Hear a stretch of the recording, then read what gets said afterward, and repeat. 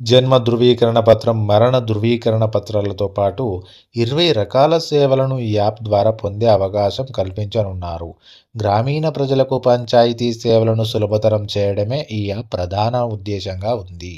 తెలంగాణ ప్రభుత్వం రూపొందిస్తున్న my panchayat app ద్వారా పంచాయతీ పరిధిలోని పలు రకాల సేవలను ఆన్లైన్లో పొందొచ్చు.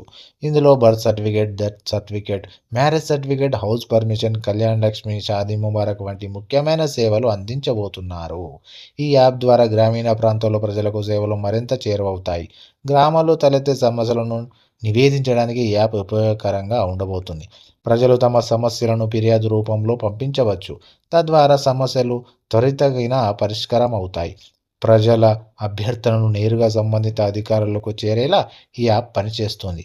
ఈ యాప్ ద్వారా ప్రజలు ఎక్కడి నుంచైనా సేవలను పొందగలరు.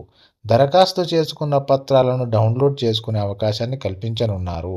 పంచాయతీ కార్యాలయానికి వెళ్లి పత్రాల కోసం వేచి ఉండే అవసరం లేకుండా ప్రజలు సమయాన్ని మరియు శ్రమను ఆదా చేసుకోగలుగుతారు. ఈ యాప్ను తెలంగాణ ప్రభుత్వం త్వరలో అందుబాటులోకి తెచ్చేందుకు కసరత్తు చేస్తోంది. ఈ ప్రయత్నం గ్రామీణ ప్రజల జీవితాల్లో మార్పుని తీసుకురావడమే కాకుండా ప్రభుత్వం ప్రజల మధ్య అవగాహనను పెంపొందించడానికి దోహదపడుతుంది. పంచాయతీ సేవలను డిజిటలైజ్ చేయడం తెలంగాణ సర్కారు ముందు చూపుని తెలియజేస్తుంది.